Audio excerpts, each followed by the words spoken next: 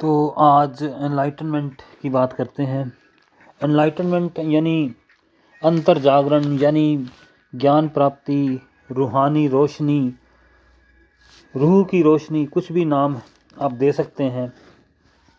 Conditioning हुई या प्रभाव हुआ या किसी किस्म की छाया हुई, हमेशा परिस्थिति जने होते हैं, यानी सरकमस्टांसिस के अकॉर्डिंग ही वो अपना प्रभाव डालते हैं। हमारे चारों ओर से कई तरह के प्रभाव हमारे भीतर जमा होते रहते हैं, उसमें धार्मिकता का प्रभाव भी है। कंडीशनिंग वो भी होती है जब आदमी कहीं पढ़ता है, जैसे शिक्षा, पाठ्यक्रम, ध्वनियों का प्रभाव, जिससे हम मुक्त नहीं हो सकते, जिससे हम विलग नहीं हो सकते। आदमी को ये ग्रहण करने ही होते हैं, डायरेक्ट या इनडायरेक्ट। तो सवाल यहाँ ये है कि हमारा माइंड क्या बिना किसी कंडीशनिंग के एक्ट नहीं कर सकता? क्या बिना किसी अनुकरण के वो कार्य नहीं कर सकता? इसके लिए बहुत ही घनी अटेंशन की ज़रूरत पड़ती है, जागृति की ज़रूरत पड़ती है, बहुत ही घने अवलोकन की ज़रूरत पड़ती है, हमें चौकस रहना पड़ता है।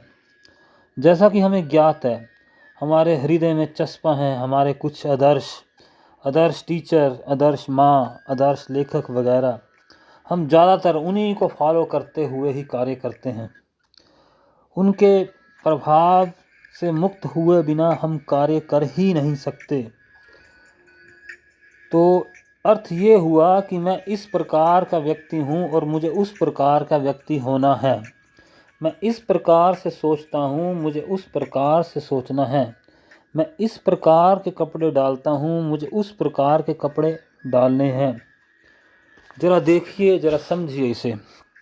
क्या ये संभव है? इस सारी आंतरिक गतिविधियों को हम एक तरफ रख दें, क्या फिर कार्य करें बिना किसी प्रभाव के, बिना किसी बर्डन के?